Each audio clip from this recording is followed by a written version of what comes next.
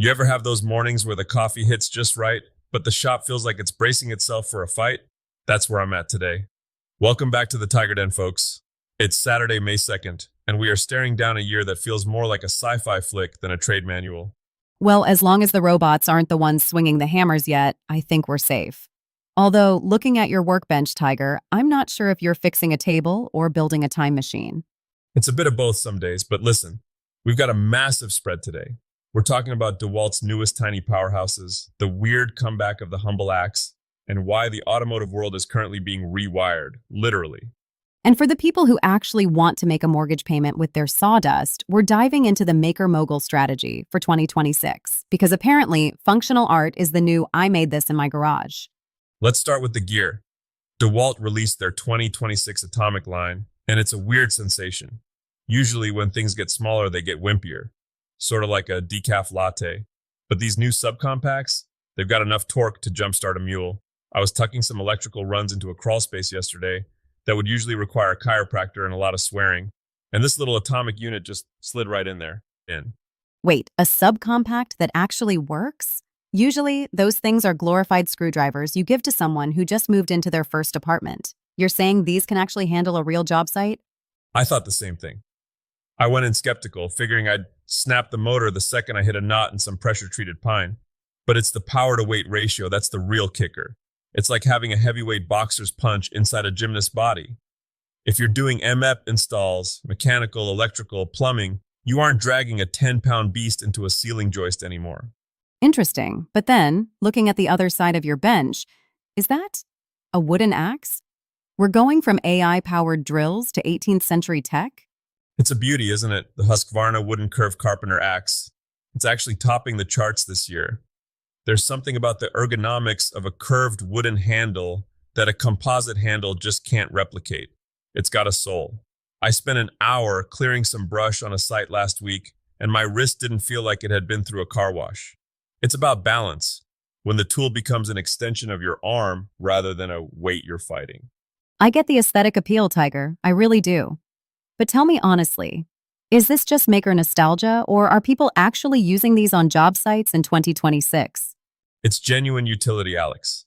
If you're framing or doing site prep, a perfectly balanced blade saves you energy over an 8-hour shift.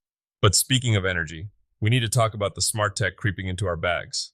We're seeing these AI-powered diagnostic gadgets now. They aren't just telling you something is broken. They're essentially looking into a crystal ball. They analyze vibration and heat signatures to tell you a bearing is going to seize up 3 weeks before it actually happens. So instead of the bang clunk smoke method of diagnosis you usually use, the tool just sends you an email saying, "Hey Tiger, I'm tired, please fix me." Precisely. And honestly, if you aren't adopting this stuff, you're just waiting to lose money. Downtime is the silent killer of a profitable shop. Speaking of losing money, let's talk about the trades path. I saw the notes from the WorldPack STX Summit. It sounds like if you aren't learning high-voltage systems right now, you're basically a typewriter repairman in the age of the iPhone. You're not wrong. The high voltage shift isn't coming. It's parked in the driveway. If you're a tech in 2026, your value is tied to your comfort level with electronic complexity. WorldPack is pushing 300 different courses this year just on OEM standards for hybrids and EVs. It's a different world. You aren't just turning a wrench, you're managing an ecosystem of sensors and high-amp power delivery. That sounds intimidating and potentially crispy if you touch the wrong thing. Extremely crispy, which is why the training is everything.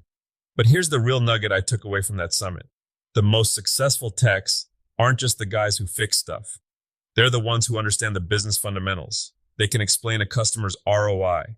They understand the why behind the service writing. If you can speak human and high voltage at the same time, you're basically untouchable in this market.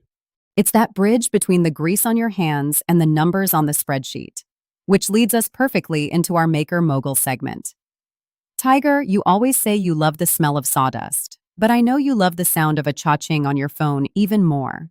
Look, I love a one-off custom build as much as the next guy, but if you want to eat steak instead of ramen, you have to think about functional art. In 2026, people are tired of the flat pack stuff that falls apart if you sneeze on it. They want personalized organizers, modular shelving, and furniture that plays nice with their tech. So, less hand carved statue of a bear and more sleek desk organizer with a built in wireless charger? Exactly. The secret sauce is batching. I used to spend a whole Saturday making one elaborate spice rack. Now, I'll spend that Saturday making 10. If I can produce 5 items in the time it used to take to make 2 by setting up jigs and refining my workflow, I've just doubled my hourly rate without raising my prices. That's the maker mogul math. And for the people who are currently staring at a pile of wood and a calculator with a blank expression? Dig into the Wood Profits frameworks. It's a solid way to bridge that gap from, hey, I'm okay at this, to, hey, I'm a business owner. It takes the guesswork out of the pricing, which, let's be honest, is where most of us fail. We charge for the wood and a bit of time, and we forget that we have to pay for the electricity and the blades and the 3 cups of coffee it took to finish the job. Okay, let's get to the fun stuff. The DIY mastery path. I saw some guys making drums on a CNC. Man, CNC percussion is the new frontier. People are using hobbyist CNC machines to carve out stave drums. It's this incredible marriage of digital precision, getting those angles absolutely perfect so the drum resonates, and that old school acoustic soul. It's a project that'll make you pull your hair out, but when you hit that drum for the first time, worth every second of the frustration. I'll stick to the end grain challenge, though I've seen your face after a botched glue up on one of those. It's not pretty. An end grain cutting board is a rite of passage. It's the ultimate test of your patience and your ability to keep things square. If you're a millimeter off at the start, by the end of the glue up, you've basically built a wooden Pringle. But if you get it right, it's a piece of gear that'll outlive you. It's the heirloom of the kitchen. And what's this viral shimless window installation I've been hearing about? Is that just internet magic, or is it actually a game changer? It's surprisingly legit. There's a new bracket-based method that's floating around the contractor circles. Instead of faffing about with tiny wooden wedges and a level for 3 hours while your helper gets sunburnt, these brackets allow for micro adjustments with a screw. It's saving the DIY crowd a mountain of time. It takes the hit it with a hammer and pray element out of window replacement. See, that's what I love. High-tech drums, high-voltage cars, and a better way to put in a window.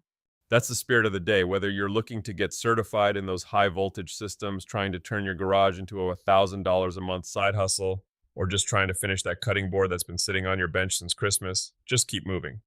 So, what's the big takeaway for this Saturday, Tiger, before the listeners go out and start making a mess? I think it's this. The tools are changing faster than we are, but the craft stays the same. Whether you're using an AI diagnostic tool or a 100-year-old axe design, the goal is to do the job better than you did it yesterday.